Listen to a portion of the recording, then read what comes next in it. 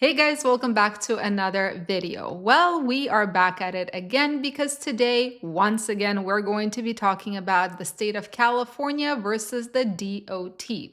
Apparently, on October 26th, California sent a letter to the Department of Transportation stating that yeah, they have discovered some issues, but no, they will not be revoking wrongly issued non-domiciled CDLs. So today we're going to be talking about this letter. We're going to be looking at what wrongly issued means and what California had to say in general. Ready? Let's go. So as you guys already know, at the end of September, the DOT has conducted an audit and it has found that California has some really serious systemic issues when it comes to issuing non-domiciled CDLs. And because of that, they asked that California, as well as some other states, pause the issuance of non-domiciled CDLs until they can comply with the new rules and regulations set forth by the Department of Transportation.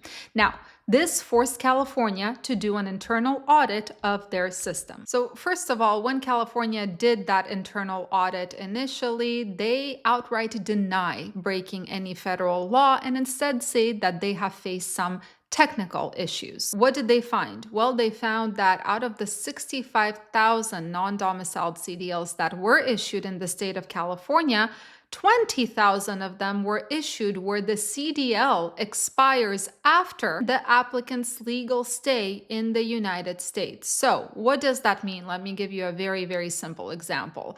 For example, there is a person, his name is Joe. He has a work authorization document that is valid until June 2026.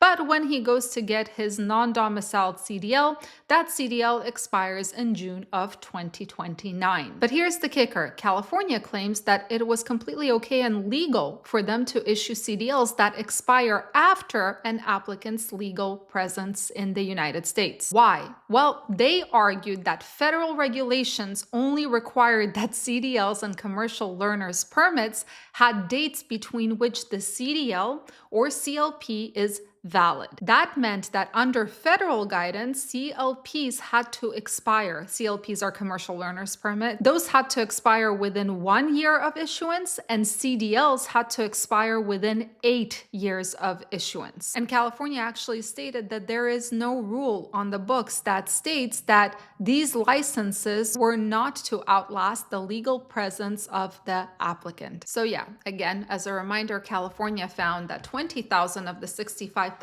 non-domiciled CDLs that were issued actually outlasted the legal presence of the applicant. Funny enough, and this is hilarious, California claims that they did everything by the book when it comes to federal law, but they did admit that they actually broke their own state law. And they said that this was because of technical limitations that affected the automated calculation of expiration dates. In short, according to this letter, California mentioned revoking 4,000 CDLs that were issued to Mexican nationals who are not DACA recipients, but they said that when it comes to the 20,000 non-domiciled CDLs that were issued with the incorrect expiration date, they are not going to revoke those. Now we're going to step away from the letter that California sent for a minute because I want to share with you what I have found. One question that keeps getting asked, and these are people that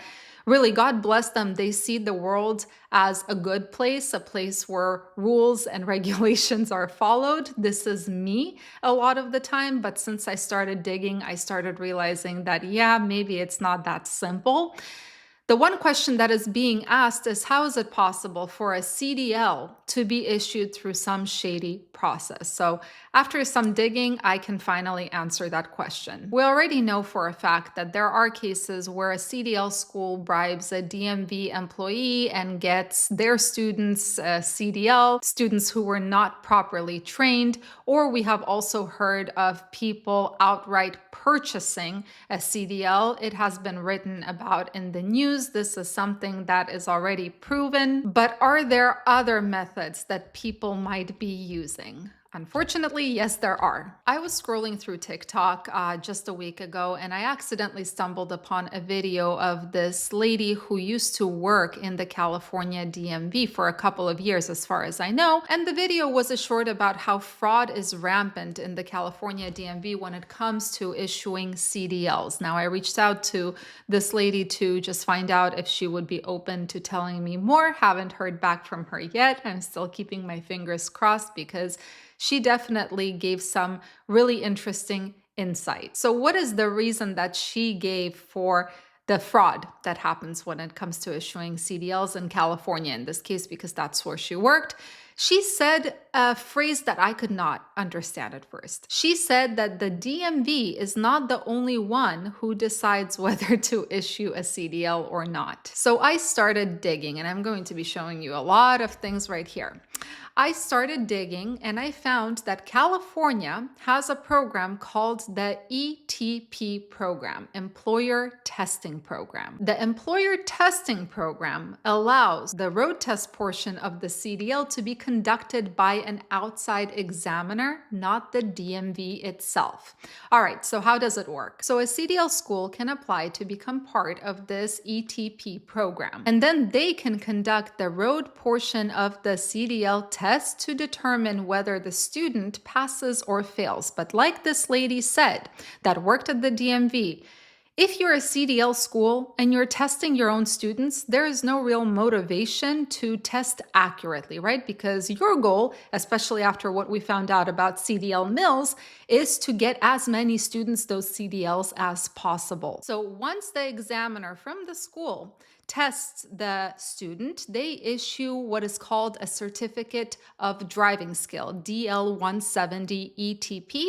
And with that certificate, the student then goes to the DMV to get a CDL. No road test required. They just show that piece of paper, and the DMV then issues a CDL without testing themselves. Now, here's the interesting part. The ETP program itself is supposed to be regulated by the DMV, and actually the DMV is supposed to, and I'm going to quote this, randomly select drivers certified through the ETP to take an administered driving test to ensure the testing is valid. Now, I'm not sure that this is always happening though. In my opinion, this ETP program, it opens up the door to a lot of potential fraud. So for example, we know that by law, the written portion of the CDL test can be taken in other languages. Now, whether you agree or disagree, at this point, it doesn't matter because this is what the law allows. You can take the written portion of the test in other languages, especially in a state like California. However, by law, the road portion of the test is to be taken in English only. Now, again, considering the fact that CDL schools under this program can test their own students,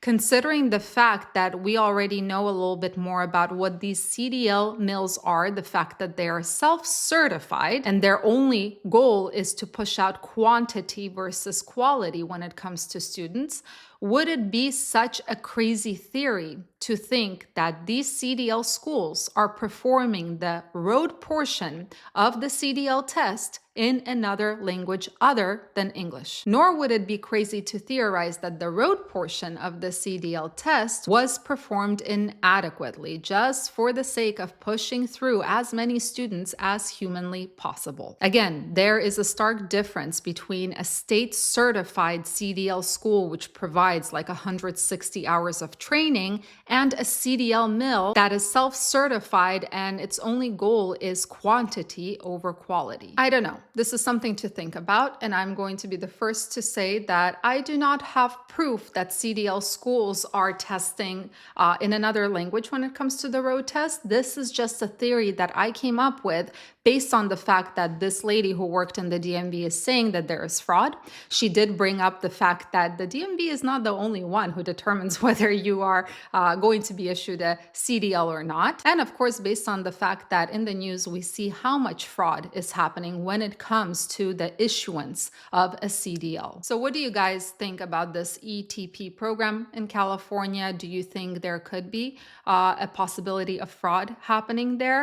Funny enough, I tried to find something equivalent in other states and I could not find it, at least not yet, so I'll keep digging. But I was surprised to learn that this kind of program exists at all, especially considering the fact that since 2022, these CDL schools started self-certifying, basically promising that they will follow all the rules and regulations, and no one really makes sure that they actually do. Anyway, guys, wishing you all a fantastic rest of your day. Stay safe, stay healthy, and keep learning. See you in the next video.